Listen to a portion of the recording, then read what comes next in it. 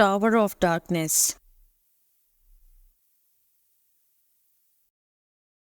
ज़माने में बहुत खूबसूरत और प्यारी वैलीज़ के दरमियान एक बहुत छोटा सा टाउन था और इस पूरी वैली के इर्द गिर्द बहुत प्यारी चमकती हुई बहुत खूबसूरत लेक्स भी थीं। और इस पीसफुल टाउन के बिल्कुल दरमियान में एक अजीब और पुरसरार सा टावर था और ये बहुत लंबा और ऊंचा टावर था जिसको टावर ऑफ डार्कनेस भी कहते थे।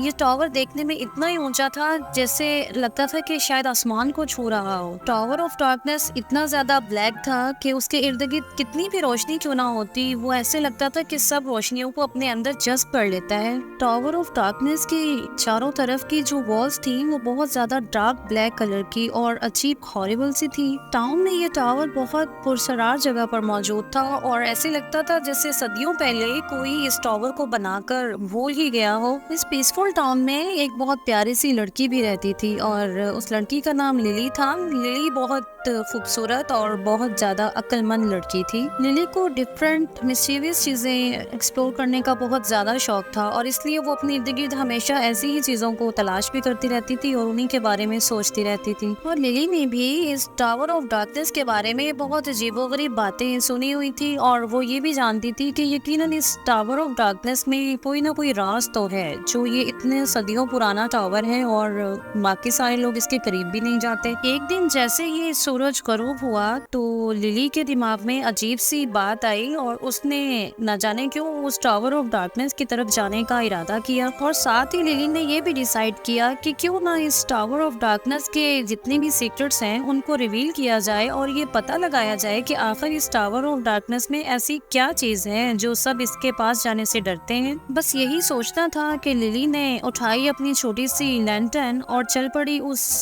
टावर ऑफ डार्कनेस की तरफ। लिली ने देखा कि सूरज के गुरूब होते ही उस टावर ऑफ डार्कनेस का साया इस पूरे पीसफुल टाउन को अपनी लपेट में ले रहा था। और फिर जैसे ही लिली ने टावर ऑफ डार्कनेस की तरफ बढ़ना शुरू किया तो रास्ते में लिली को सिवाय अंधेरी और खामोश रात के खाली सड़कों पर चंद सूखे हुए पत्तों की सरसराहट और दरख्तों पर बैठे हुए चंद उल्लुओं की खौफनाक आवाजों के अलावा तो कुछ भी नहीं दिखा। लेकिन लिली बहुत बहादुरी से इन सब चीजों को नजरअंदाज करते हुए उस टावर ऑफ डार्कनेस की तरफ चलती चली गई। और फिर जैसे ही लिली उस टावर ऑफ डार्कनेस के डोर के सामने पहुंची तो लिली ने देखा कि टावर ऑफ डार्कनेस का जो डोर था वो बहुत ज्यादा ओल्ड था और उसके ऊपर कुछ अजीबोगरीब मैजिकल सी वर्डिंग में कुछ लिखा हुआ था। लिली ने बहुत गौर से उस ओल्ड वुडन डोर को देखना शुरू किया लेकिन उसको कुछ समझ में नहीं आया कि ये लिखा क्या था। लिली ने इन अजीबोगरीब लिखी हुई फ्रेजेस को बहुत जल्दी से इग्नोर किया और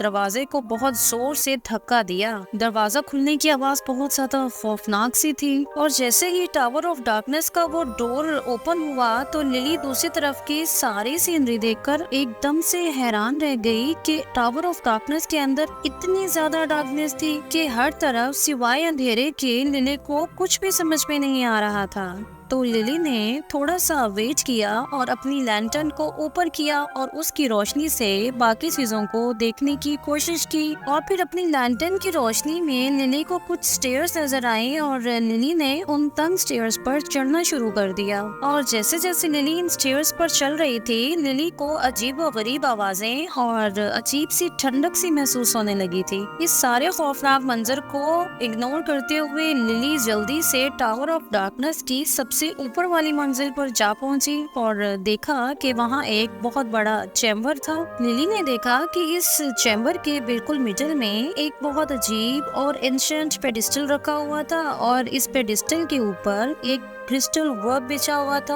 और इस क्रिस्टल वर्क की हल्की सी मध्यम रोशनी इर्द गिर्द फैल रही थी। और फिर लिली ने इस क्रिस्टल वर्क को बहुत गौर से देखना शुरू कर दिया और उसको समझ नहीं आ रहा था कि ये क्रिस्टल वर्क इतनी डार्कनेस में यहाँ क्या कर रहा है। खैर लिली ने उस क्रिस्टल वर्क को टच करना चाहा और जैसे ही लिली ने उस क्रिस्टल वर्क को टच किया उसमें अजीब सी रोशनी पैदा हुई और लिली को अपनी तमाम पुरानी यादें, पुराने ड्रीम्स और बातें याद आने लगी। तो लिली को अचानक ख्याल आया कि ओह, ये तो मैजिकल क्रिस्टल वर्ब है जो आपके टच करने से आपको अपनी पुरानी दुनिया में और अपने पुराने ड्रीम्स पे वापस ले जाता है। लिली इस क्रिस्टल वर्ब को देखकर अच्छी तरह से समझ गई थी कि क्यों ये टावर ऑफ डार्कनेस इतना पुराना है और यहाँ पर लोग आने से डरते हैं। और अब लिली को इस टावर ऑफ डार्कनेस की तमाम स्टोरी के बारे में कुछ समझ आने लगा था। लिली को ये लगता था कि ये टावर ऑफ डार्कनेस बहुत पुराना है और बहुत सदियों पहले कुछ लोगों ने इसको बनाया होगा और इस टावर ऑफ डार्कनेस में उन पुराने लोगों ने इस क्रिस्टल ड्रीमी वर्ब को रख दिया होगा ताकि लोग इसकी अगर हिफाजत ना भी कर सकें तो ये टावर में अपनी जगह पर महफूज रह सके। लेकिन जैसे जैसे वक्त गुजरता गया तो लोग इस चीज को भूल गए और ना उनको उस पुराने टावर के बारे में कुछ आइडिया रहा और ना ही उनको इस मैजिकल ड्रीमी क्रिस्टल वर्ब के बारे में कुछ पता था। और जैसे लोग इस ड्रीमी वर्ब के बारे में भूल गए थे वैसे ही तमाम लोग अपनी पुराने ड्रीम्स और अपनी पुरानी ख्वाहिशात के बारे में भी भूल गए होंगे और फिर उन्होंने टावर ऑफ डार्कनेस को एक हॉरिबल बिल्डिंग डिक्लेयर कर दिया होगा। और इसीलिए क्योंकि लोगों को इस टावर ऑफ डार्कनेस के अंदर की स्टोरी का आइडिया ही नहीं था तो लोग इस टावर ऑफ डार्कनेस के बारे में जानने से और इसके पास जाने से भी डरते थे। लेकिन लिली अब ये डिसाइड कर चुकी थी कि उसको क्या करना चाहिए, तो उसने जल्दी से वो क्रिस्टल ड्रीमी वर्ब उठाया और अपने टाउन की तरफ चल दी। और लिली जैसे ही वो ड्रीमी क्रिस्टल वर्ब लेकर अपने टाउन में एंटर हुई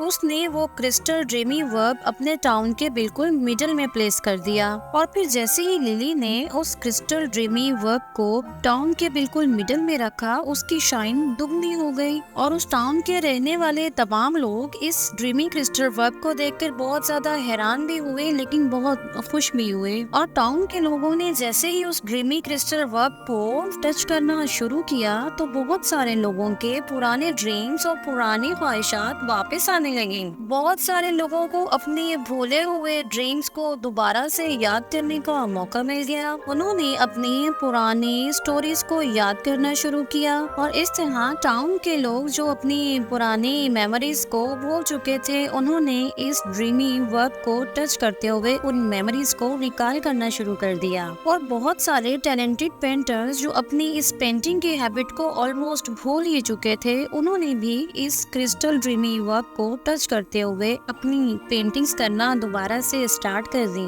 और बहुत खूबसूरत और बहुत यूनिक पेंटिंग्स को बनाना शुरू कर दिया। इसी तरह बहुत सारे अच्छे म्यूजिशियन जो अपनी म्यूजिक की बहुत सारी पुरानी मेलोडीज को भूल चुके थे उन्होंने भी इस ड्रीमी वर्ब के जरिए अपनी ओल्ड मेलोडीज को दोबारा से बनाया और बहुत अच्छी मेलोडीज बजाना शुरू कर दी।